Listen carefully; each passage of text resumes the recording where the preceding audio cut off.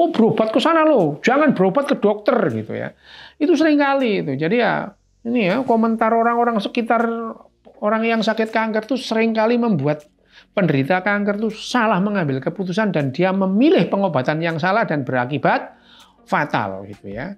Jadi kalau seseorang itu menderita kanker, sangat baik atau sangat dianjurkan untuk didampingi psikolog atau psikiater. Itu akan membantu mengatasi kesehatan mentalnya.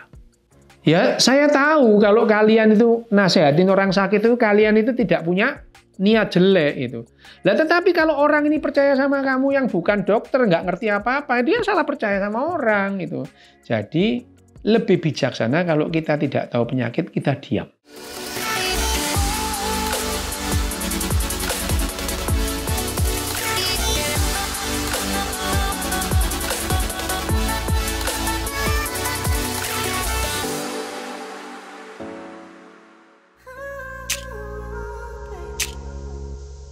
Halo Sobat Sehat, pasti kalian sering sekali mendengar kata kanker. Kanker selalu dianggap penyakit yang sangat menakutkan.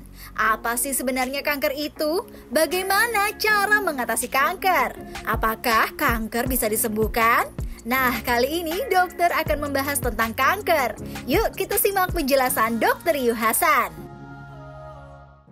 Halo, dengan Riu Hasan lagi di sini, tetap di Inside Our Brain dan tetap ditemani oleh Hangi. Salam sehat, salam bahagia, salam sejahtera. Kali ini tuh nih orang-orang ini mau bertanya soal kanker gitu ya itu.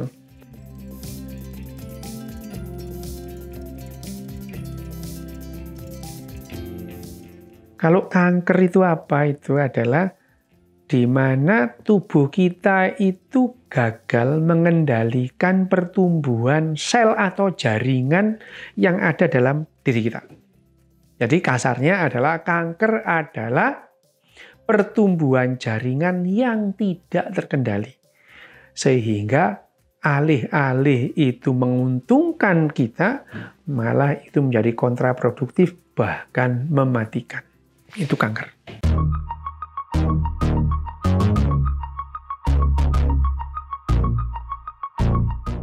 Kalau ada penyebab kanker gitu ya, kanker itu sebab yang paling utama itu ya sial, nasib gitu ya.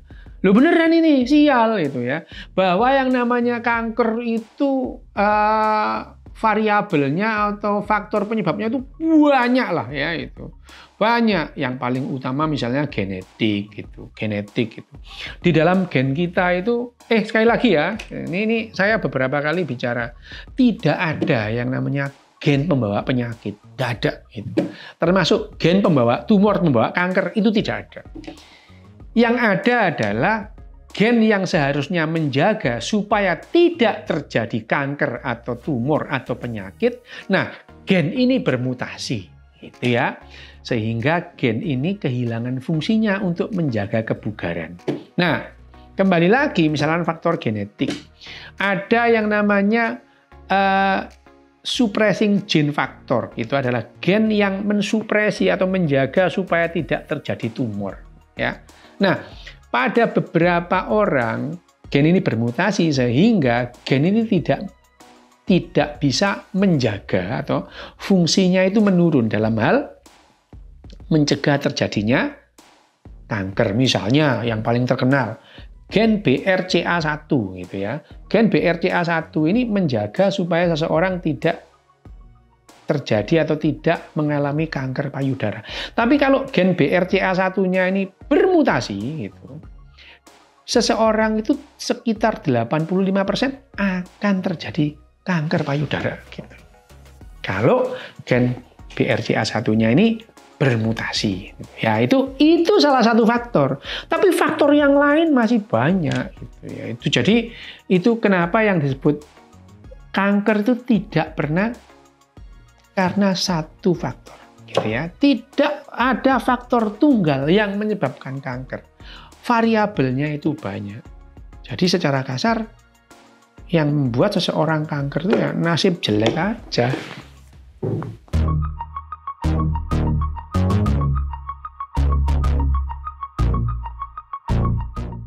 Kalau ditanya kanker itu ada berapa banyak? Ribuan kanker itu, ya. Kanker otak ada ratusan, kanker paru ada ratusan, kanker liver itu ada ratusan gitu ya. Ada ribuan itu. Karena misalnya kanker otak gitu ya. Misalnya kanker otak. Nih, misalkan kanker otak atau tumor otak gitu ya.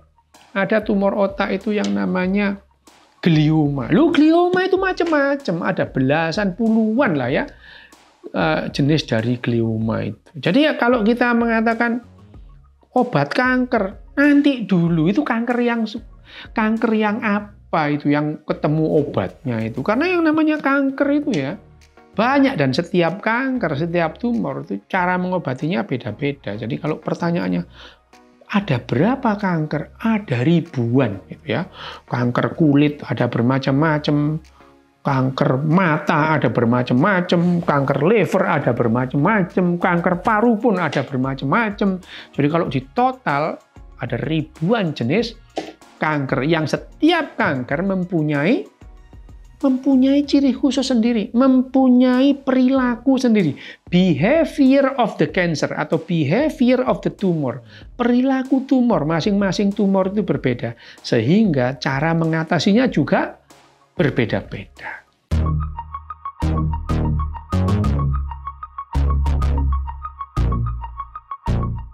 Kalau kita ngomong kanker otak itu juga macam-macam. Ada kanker otak yang paling ganas namanya glioblastoma multiforme gitu ya. Itu kanker otak yang paling ganas lah ya itu. 20 tahun yang lalu ya, kita ngomong tentang 20 tahun yang lalu. Sekitar awal-awal tahun 2000-an gitu, kalau seseorang itu terdiagnosa GBM atau glioblastoma multiforme, kanker otak yang paling ganas itu paling lama umurnya 1 tahun. Itu 20 tahun yang lalu. Tapi sekarang ceritanya sudah beda gitu. Orang dengan glioblastoma multiforme ada yang bisa bertahan sampai 10 tahun lebih. Kenapa? Ya karena namanya pengetahuan di dunia kesehatan, teknologi kesehatan di dunia kedokteran makin lama makin bagus.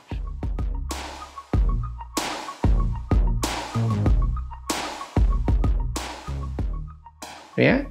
Tapi kalau pertanyaannya, ada berapa stadium sih pada tumor? Ya tergantung tumornya gitu ya. Misalnya stadium pada kanker payudara itu ada stadium 1, 2, 2A, 2B, 3 juga dibagi lagi gitu. Jadi setiap kanker, setiap tumor itu stadiumnya beda-beda tergantung jenis tumornya.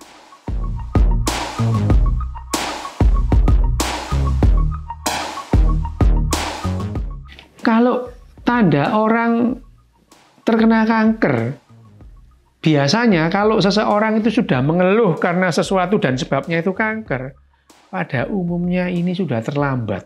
Kalau seseorang itu sudah mengeluhkan sesuatu, gitu ya. Bahkan ada yang namanya kebodohan klinis. Kanker itu terdiagnosa pada saat sudah terlambat itu ya. Jarang sekali orang ditemukan kanker itu pada saat kanker itu masih di tempatnya atau in situ itu. Biasanya itu ditemukan tidak sengaja. Misalnya apa? Misalnya pada seseorang yang general check up. Terus kemudian ada tumor kecil. Ini kanker tapi belum kemana-mana. Kanker in situ gitu. Ini memang, ini beruntung orang yang begini. Tapi pada umumnya gitu, misalnya kanker payudara gitu, orangnya itu sudah melihat, ini kok sudah besar ya, ini udah teraba datang ke dokter gitu. Biasanya ditemukan sudah stadium 3, bahkan stadium 4 gitu ya, sudah metastase gitu.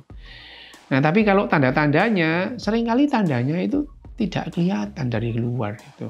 Biasanya orang mengeluh dan datang ke dokter. Ada benjolan di payudara saya kok nyeri kepala gitu ya. Karena di tumor di otak ini kalau dia udah nyeri kepala, ini tumornya udah gede itu.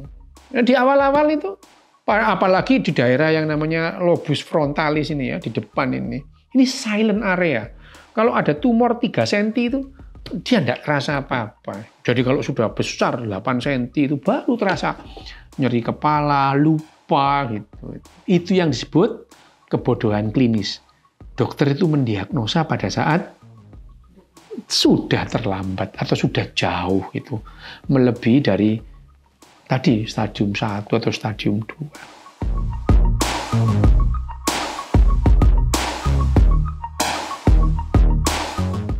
Sampai sejauh ini pengobatan kanker itu, modalitas kanker itu 1, operasi, 2, kemoterapi, 3, radioterapi. Ini adalah modalitas utama terhadap kanker atau menghadapi kanker.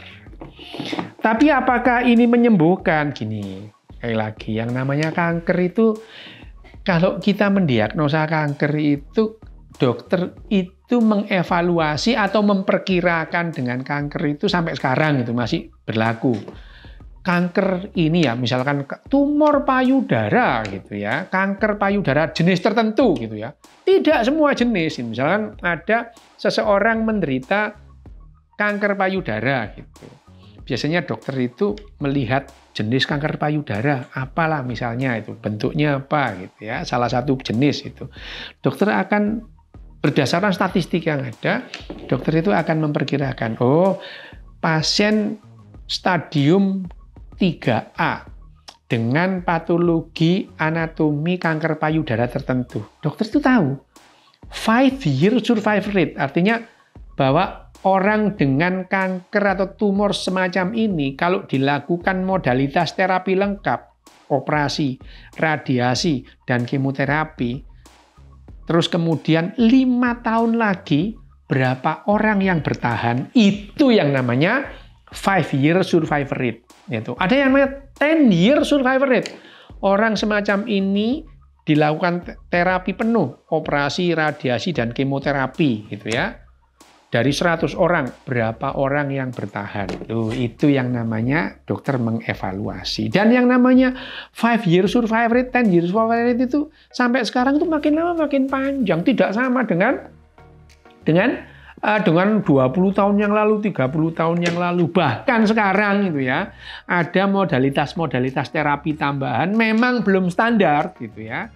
Tetapi itu sudah terbukti itu akan memperpanjang harapan hidup penderita kanker. Apa?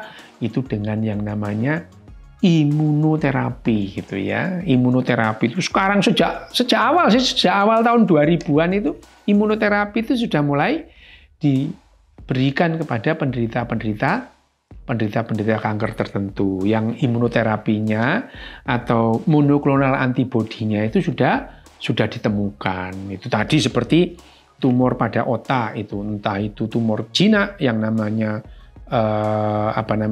meningioma atau tumor ganas yang namanya glioblastoma multiforme tadi, itu imunoterapi atau monoklonal antibodinya sudah ditemukan sehingga itu menambah panjang usia harapan hidupnya gitu ya. Itu adalah terapi-terapi yang sudah dilakukan. Apakah itu sembuh? Paradigma penanganan tumor sekarang itu seperti pada orang dengan penyakit TBC gitu. Boleh ada di situ, tapi nggak boleh ganggu gitu. TBC itu hampir semua orang ini ada gitu. Tapi selama TBC itu tidak mengganggu tubuh kita, ya nggak apa-apa. Sel tumor dan sel kanker boleh ada di tubuh kita, tapi tidak boleh mengganggu. Itu adalah paradigma mengatasi atau memanage tumor atau kanker saat ini.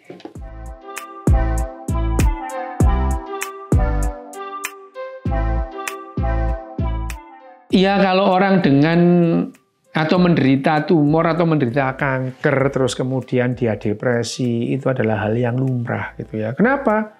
Dia tahu mau mati gitu ya.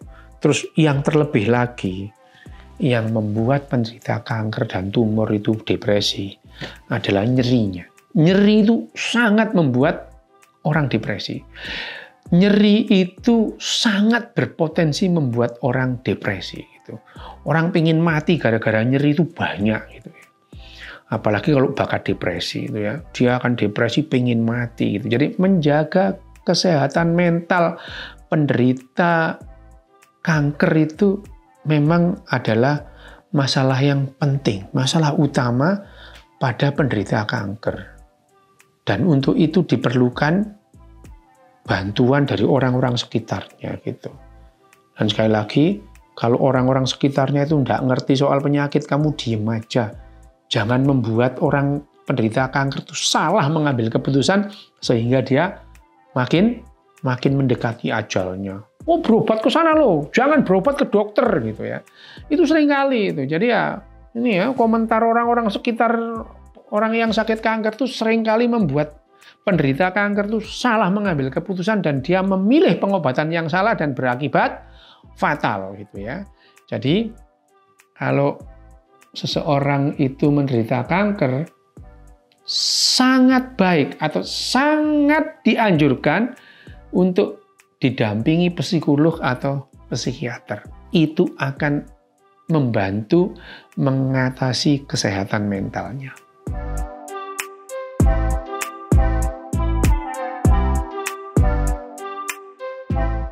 Ya, selama ini itu adalah makanan-makanan yang disebut karsinogenik gitu ya. Makanan yang mempunyai kecenderungan menyebabkan kanker. Misalnya apa?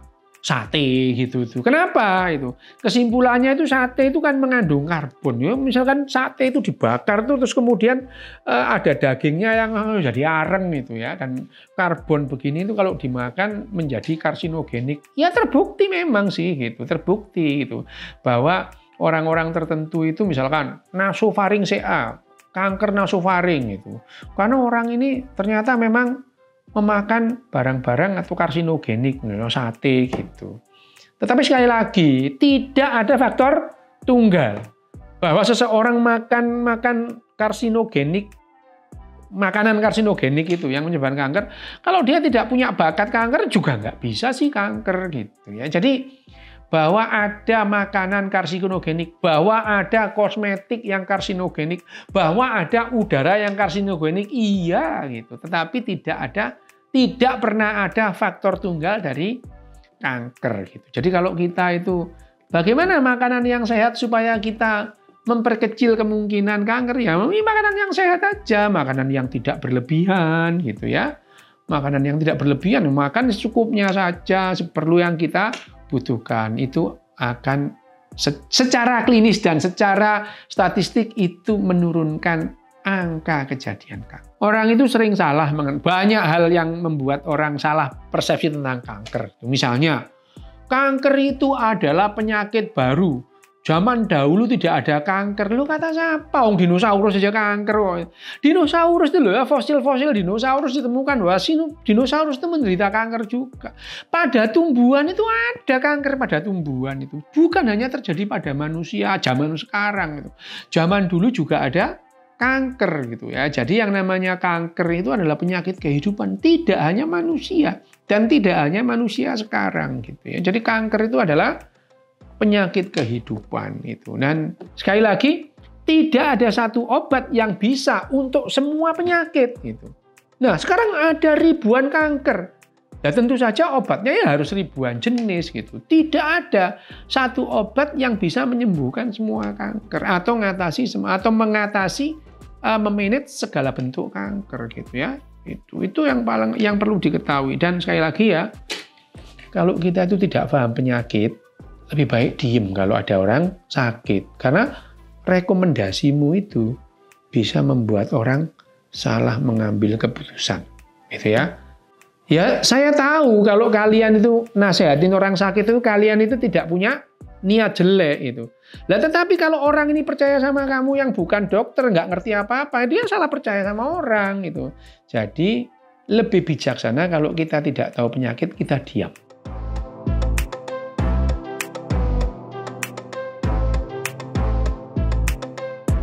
Kesimpulannya adalah kanker itu adalah penyakit kehidupan. Ya, kanker itu adalah di mana salah satu jaringan tubuh kita itu tumbuh tanpa terkendali sehingga alih-alih itu menguntungkan kita tetapi membuat kematian pada tubuh kita. Yang kedua, tidak ada faktor tunggal penyebab kanker. Variabelnya banyak, faktornya banyak. Bagaimana cara mengobati kanker? Cara mengobati kanker, datang ke dokter.